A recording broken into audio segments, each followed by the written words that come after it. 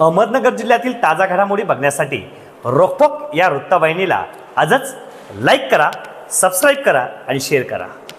कोपरगाव शहरामध्ये 28 जानेवारी रोजी एकाच रात्रीत 2 मोटारसायकली चोरीला गेल्याची घटना घडली असून नागरिकांमध्ये भीतीचे वातावरण निर्माण झाले आहे।